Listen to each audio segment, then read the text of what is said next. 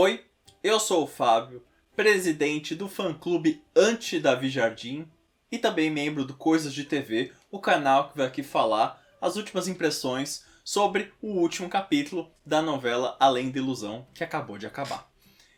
A novela das 6 chegou ao fim, uma novela muito querida, e aqui esse é o nosso tradicional vídeo em que a gente fala sobre o que aconteceu no último capítulo e comenta o que achou. Na verdade eu vou fazer sozinho esse vídeo porque tivemos problemas logísticos, mas está aqui a minha opinião sobre o final de Além da Ilusão. Antes de mais nada eu vou pedir para você se inscrever no canal, é muito fácil, você segue esse botãozinho que está aparecendo aqui embaixo, clica no botão para se inscrever e também clica no sininho, porque aí ele vai te avisar toda vez que entra um vídeo novo aqui no canal. Para começar, eu tenho que trazer uma cena que aconteceu não nesse último capítulo, mas no penúltimo, porque é bom falar que a novela Além da Ilusão, sabiamente, saiu espalhando seus desfechos na semana final. A gente fica puto quando uma autora ali, tipo Alicia Manso, no Lugar ao Sol, decide resolver tudo só no último capítulo. Aqui a gente teve desfechos sendo divididos em vários dias. Tanto que sobrou pouquíssima coisa pro capítulo final, mas mesmo assim tava legal. A questão da prisão do Davi foi resolvida com o depoimento do perito e tudo mais. E aí, ele saiu, finalmente cumpri minha pena, tô livre. Aí eu, na minha casa, estava inconformado com aquela cena, falei, Davi, você realmente se safou da prisão aí por causa dessa morte que você não causou. Mas e os outros crimes? E a falsidade ideológica? Estava eu revoltado. Mas aí, a autora, Alessandra Poggi, ela driblou toda a situação. O advogado da novela citou um artigo lá, não lembro o número, e não sou capaz de falar que ele é uma pessoa que está errado, porque ele é o advogado, não eu. Então, teoricamente, eu vou acreditar que existiu realmente aquela lei em que se permite relevar todos os crimes que o Davi cometeu naquela novela, porque ele estava tentando fugir de uma situação que ele foi vítima de um processo criminal errôneo. Óbvio, né? Eu tenho que manter minha pose de presidente do fã-clube de odiadores de Davi Jardim. Existe um crime que eu acho que não se encaixa nessas coisas. Porque, beleza, eu consigo aceitar que ele precisou fingir ser uma outra pessoa para sobreviver. Beleza, vou relevar. Mas nada explica o fato dele ter feito violência sexual mediante fraude. Que é o fato dele ter transado com a Dorinha fingindo que ele era outra pessoa. Isso já era crime na época. Então, pra mim, Davi ainda é um criminoso. E como essa novela terminou sem que Davi passasse um único dia extra na cadeia por causa dos seus crimes, posso seguramente falar que o vilão venceu no final. Ele causou ainda umas invasões de propriedade alheia, ele plantou umas provas em situações criminosas, não foi punido por nada disso. Então ele se safou. Ele, como o grande vilão dessa novela, se saiu bem nisso. É a vitória do vilão.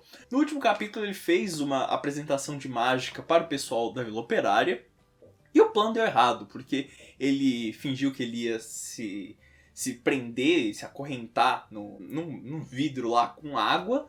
Só que aí a Úrsula trocou o cadeado e ele não conseguiu soltar.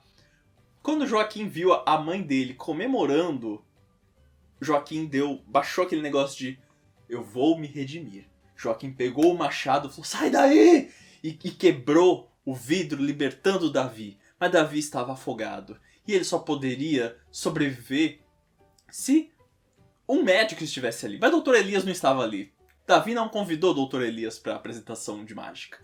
Então, Joaquim se viu obrigado a beijar Davi. Os fãs que estavam torcendo para um desfecho em que Davi e Joaquim percebiam que a tensão entre eles era uma tensão sexual, eles tiveram um beijo, mesmo que tenha sido apenas uma respiração boca a boca, mas que os fãs printaram, os fãs congelaram a cena e estão acreditando que aquilo lá é um beijo. Então, os fãs desse casal tiveram o que queriam. No fim, isso serviu para redimir Joaquim, que ainda foi atrás de seu pai biológico, e ainda pagou pelo seu crime de ter sido comparsa da morte do Abel.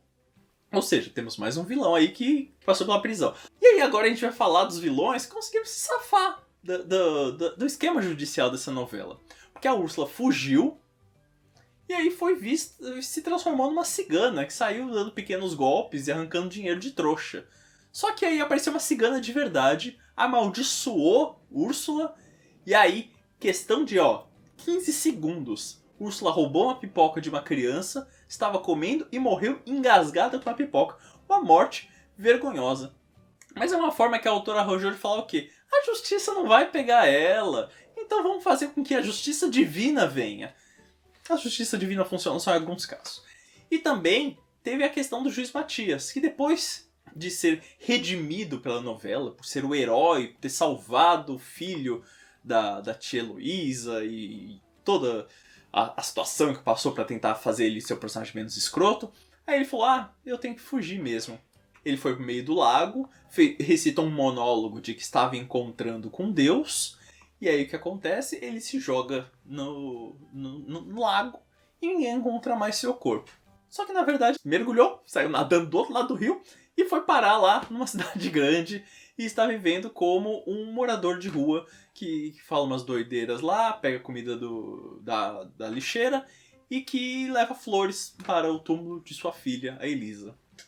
O sistema judiciário brasileiro na época não era capaz de prender o Matias, então aí ele saiu, ficou resolvendo seus próprios problemas com ele mesmo. Bem, a Emília ficou 5 anos na cadeia, e aí o que aconteceu? Ela saiu e começou a cantar lá na rua do Rio de Janeiro, coincidentemente na frente da rádio onde a Arminda comprou no Rio de Janeiro, e a Arminda estava perdida, porque ela precisava de uma cantora, porque a que ela tinha arranjado tinha dado um cano. E aí, ouviu lá a Emília cantando e falou, opa, é você mesmo, você aceita ser a rainha do rádio? Opa, aceito, e claro. E foi isso que eu achei muito estranho, porque eu não consigo... Se hoje em dia eu já não consigo imaginar que uma ex-presidiária, o povo iria relevar a questão de ela ter cometido crimes, na época eu acho mais complicado, né? Esse final de Além da Ilusão foi um final de novela clássico, que é o quê? Que é um monte de coisa boa acontecendo para os personagens. O Lourenço, que passou as 2 últimas semanas sendo o pior empreendedor de Campos dos Goytacazes, ele acabou, graças a um artigo de um jornal do Padre Comunista, ele conseguiu um sócio e expandiu seus negócios. E é isso. E aí o Lourenço ficou sozinho e a Letícia ficou com o Bento, que é um homem horrível, né? Mas aí, pelo menos, o Lourenço foi lá até o Bento e falou, olha, Bento, obrigado pelo seu artigo, posso te abraçar? Abraçou. E aí, os fãs o quê? Printaram esse momento. Esse abraço é de outra relação que a autora não quis desenvolver. Porque Lourenço e Bento, claramente um é apaixonado pelo outro. Letícia, por favor, separa do Bento, vai procurar um homem melhor, esses homens aí não estão prestando pra nada. Um monte de casal foi formado, um monte de situação foi formada, personagem ficando rico do nada, a Mariana que ganha na loteria. E aí a gente também descobriu que ela é meio louca e mantém o cadáver da avó em formato de esqueleto em sua casa.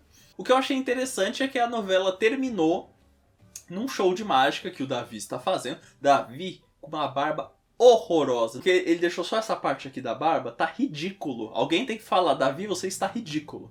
E aí a câmera passava e só mostrava lá os casaizinhos assistindo. E a novela encerrou com o Davi recitando um texto enquanto mostrava os casais lá se resolvendo, os desfechos acontecendo.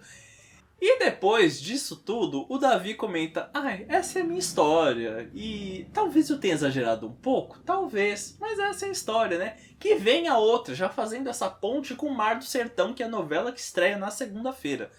E aí teve uma cena que realmente me impressionou, porque normalmente acontece, eu sei que ele vai beijar a Dorinha, vai aparecer um fim, aí vai subir os créditos e beleza. Mas não aconteceu isso, os créditos começaram a subir antes do fim aparecer, e aí começou a mostrar todos os casais formados na plateia. Não dava pra ver direito os beijos, porque os créditos estavam tampando. Aí eu até falei em casa com meu marido, a Globo, ela tinha prometido trazer o Plínio e seu cônjuge nesse último capítulo de novo pra ter um beijo. Só fizeram isso porque vão botar esse letreiro aí tampando o beijo deles. Quer ver? A gente tava já revoltado em casa, já tava se preparando pra xingar muito no Twitter. E o que aconteceu? Quando chegou no beijo dos gays, sumiu o letreiro e a gente pôde ver claramente um beijo demorado de 2 homens, antes tarde do que nunca, mas é o que eu falei no outro vídeo sobre o beijo que não aconteceu no meio da novela. é meio covarde você botar um beijo no último capítulo. Você não tá sendo transgressor de nada. Porque, sei lá, vamos supor que um fã de Além da Ilusão vê aquilo e se irrita com beijo. Ah, não vou mais assistir novela. Tanto faz, a novela já acabou, não vai prejudicar nada. Coragem mesmo é botar beijo no meio. Isso a autora não teve essa coragem, pelo menos não teve letreiro tampando. E aí no final, essa questão do Davi falando, talvez eu tenha exagerado um pouco, casa um pouco com o que a gente dizia. Porque durante toda a novela a gente ficou não só incomodado com os crimes de Davi, mas também ficamos incomodado com a forma como a mágica funcionava nessa novela.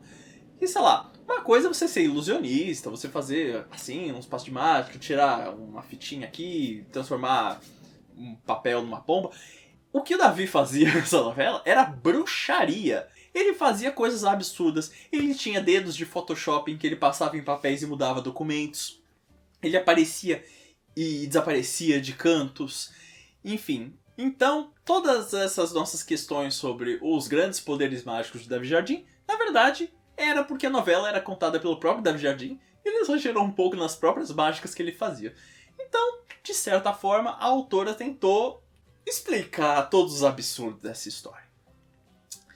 Eu gostei do último capítulo, primeiro porque foi uma novela que me agradou bastante, eu fiquei bastante conectado com essa novela, então normalmente eu não gosto de últimos capítulos de novela porque é essa babaquice de casal sendo formado, só coisas boas acontecendo. Eu vejo a graça da novela no meião. O meião pra mim que é a graça, que é vilão fazendo plano, mocinha se ferrando, enfim. A forma como tudo é encaixado pra gerar em harmonia, isso é a parte que me interessa. O último capítulo é só qualquer coisa. Raramente tem algum último capítulo de novela que realmente chama a atenção e é sensacional. Acho que até pode valer até um vídeo futuro aqui no canal, em que a gente fala os últimos capítulos que são bons. É uma despedida triste porque Além da Ilusão, como eu falei, foi uma novela que eu assisti muito. E agora resta a torcida para que Candoca, Tertulinho e Zé Paulino agradem tanto quanto esse pessoalzinho aí de Campo dos Goytacazes. E você gostou do final de Além da Ilusão? Te agradou alguma coisa? Você é fã de Davi Jardim? Você printou a cena que Davi estava recebendo um bocado do Joaquim? Também não se esquece de se inscrever no canal, que está aparecendo as nossas redes aqui embaixo, tanto as nossas quanto as do canal. Tem aqui a minha, da Larissa, para você seguir a gente. Deixe aí seus comentários e não se esqueça que semana que vem tem a estreia de Mar do Sertão e, como sempre, teremos vídeo de primeiras impressões aqui no canal, então acompanhem se possível. Muito obrigado, até mais e tchau!